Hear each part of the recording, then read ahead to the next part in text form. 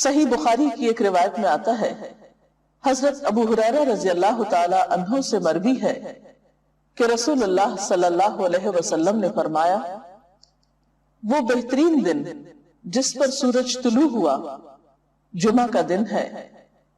اسی دن حضرت آدم علیہ السلام تخلیق کیے گئے، اسی دن جنت میں داخل کیے گئے اور اسی دن وہاں سے نکالے گئے، اور قیامت واقع نہیں ہوگی مگر جمعہ کے دن۔ تو اس سے پتہ چلتا ہے کہ جمعہ کا دن اسلامی تاریخ میں اہمیت کا حامل ہے۔ اس دن میں سب سے اہم کام جو ہمیں کرنا ہے وہ نماز جمعہ کا اہتمام ہے۔ نماز جمعہ مردوں کے لیے ایک فرض عبادت کی حیثیت رکھتی ہے۔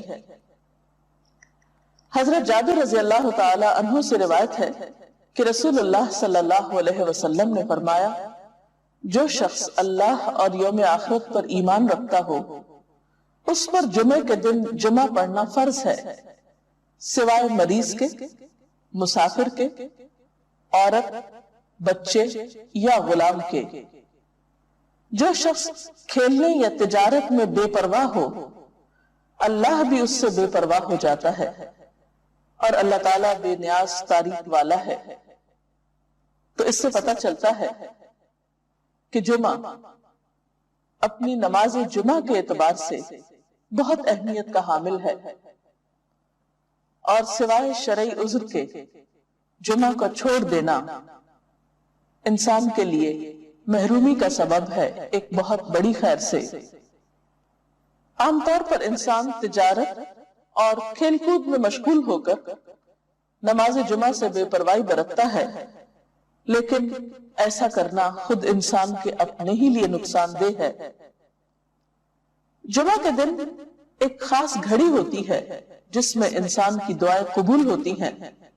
حضرت ابو ہریرہ رضی اللہ تعالی عنہ سے روایت ہے، رسول اللہ صلی اللہ علیہ وسلم نے جمعہ کے دن کا ذکر کیا تو ارشاد فرمایا، اس میں ایک ایسی گھڑی ہے کہ جس مسلمان بندے کو وہ میسر آ جائے اور وہ کھڑا ہوا نماز پڑھ رہا ہو تو وہ اللہ سے جس چیز کا سوال کرتا ہے اللہ تعالیٰ اسے ضرور عطا فرما دیتا ہے۔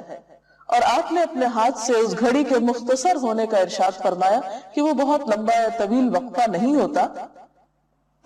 نہیں ہوتا بلکہ وہ ایک مختصر سی گھڑی ہوتی ہے۔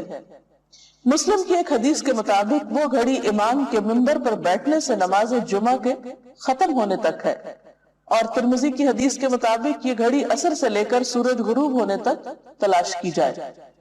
اس سے پتہ چلتا ہے کہ یہ دو اوقات خاص طور پر جمعہ کے دن اہم ہیں جن میں اللہ تعالیٰ کا ذکر اور عبادت کی جانی چاہیے۔ نماز جمعہ کے علاوہ کچھ اور کام بھی جمعہ کے دن خاص اہتمام کے ساتھ کیے جانے چاہیے۔ ان میں سب سے پہلی چیز طہارت و پاکیزگی کا اہتمام اور اس کے لیے غسل کرنا۔ حضرت ابو سعید خدری سے روایت ہے کہ رسول اللہ صلی اللہ علیہ وسلم نے فرمایا، جمعہ کا غسل ہر بالغ شخص پر واجب ہے، یعنی اس سے اس کی اہمیت کا اندازہ ہوتا ہے۔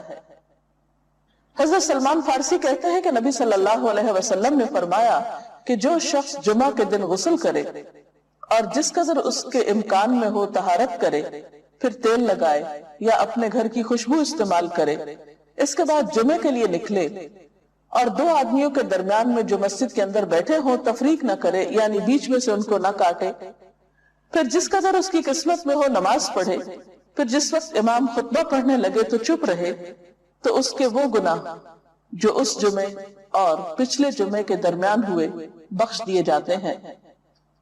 حضرت اوس بن اوس سے روایت ہے کہ رسول اللہ صلی اللہ علیہ وسلم نے فرمایا، تمہارے دنوں میں سب سے فضیلت والا دن جمعے کا دن ہے، پس تم اس دن مجھ پر کثرت سے درود بھیجا کرو، اس لیے کہ تمہارا درود مجھ پر پیش کیا جاتا ہے۔ اس کے علاوہ سورۃ الکہف پڑھنا۔ آپ صلی اللہ علیہ وسلم نے فرمایا، جو شخص سورۃ الکہف کی تلاوت جمعے کے دن کرے گا تو آئندہ جمعے تک اس کے لیے ایک خاص نور کی روشنی رہے گی۔ سورۃ الکہف 15ویں پارے میں ہے، اجر و ثواب کے اعتبار سے بہت بہترین صورت ہے۔ اس کی ابتدائی 10 آیات کے پڑھنے والے کے لیے فتنہ دجال سے محفوظ رہنے کی خوشخبری بھی ہے۔ ان آیات کو یاد بھی کر لینا چاہیے۔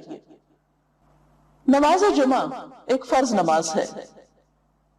قرآن پاک میں اللہ تعالیٰ فرماتے ہیں یا ایھا الذین آمنوا اذا نودی للصلاۃ من یوم الجمعۃ فسعوا الی ذکر اللہ وذروا البیع ذالکم خیر لکم ان کنتم تعلمون۔ اے لوگوں جو ایمان لائے ہو، جمعہ کے دن نماز کی آذان دی جائے تو تم اللہ کے ذکر کی طرف دوڑو اور خرید و فروخت چھوڑ دو، یہ تمہارے حق میں بہت ہی بہتر ہے اگر تم جانتے ہو۔ یعنی باقی تمام کام کاج چھوڑ کر عبادت کی غرض سے نماز جمعہ کے لیے مسجد میں حاضر ہونا چاہیے۔ آپ صلی اللہ علیہ وسلم نے نماز جمعہ کی فضیلت بیان کرتے ہوئے فرمایا، جس نے وضو کیا اور اچھے طریقے سے وضو کیا، کیونکہ بعض اوقات ہم تیزی میں وضو کرتے ہیں، کونیاں خشک چھوڑ دیتے ہیں یا پاؤں کی ایڑیاں خشک رہ جاتی ہیں، یا اسی طرح چہرے کو پوری طرح نہیں دھوتے یا صاف نہیں کرتے، تو اس سے وضو صحیح طور پر مکمل نہیں ہوتا۔ تو آپ صلی اللہ علیہ وسلم نے اچھی طرح وضو کرنے کا حکم دیا، فرمایا کہ پھر وہ شخص جمعہ پڑھنے کے لیے آئے اور کان لگا کر خطبہ سنے اور خاموش رہے تو اس کے اس جمعے سے دوسرے جمعے کی درمیانی مدت اور مزید 3 دن کے گناہ معاف کر دیے جاتے ہیں۔ اس میں آپ دیکھ رہے ہیں کہ خاص طور پر خطبے کے وقت خاموشی کا ذکر ہے، کیونکہ اس وقت توجہ کے ساتھ بات سننا نہایت ضروری ہے۔ ایک اور حدیث میں یہ بھی آتا ہے کہ اگر کوئی شخص کسی دوسرے کو خطبے کے دوران یہ کہتا ہے کہ تم چپ ہو جاؤ، یعنی چپ کرانے کے لیے بھی بولتا ہے، تو اسے بھی ایک لغو بات شمار کیا گیا اور ناپسندیدہ قرار دیا گیا۔ نماز جمعہ نہ پڑھنے والوں کے لیے آپ نے وعید بھی سنائی۔ حضرت ابو ہریرہ اور حضرت ابن عمر سے روایت ہے، انہوں نے رسول اللہ صلی اللہ علیہ وسلم کو اپنے منبر کے تختوں پہ یہ فرماتے ہوئے سنا کہ لوگ جمعے چھوڑنے سے باز آ جائیں، ورنہ اللہ تعالیٰ ضرور ان کے دلوں پہ مہر لگا دے گا، پھر وہ یقیناً غافل لوگوں میں سے ہو جائیں گے۔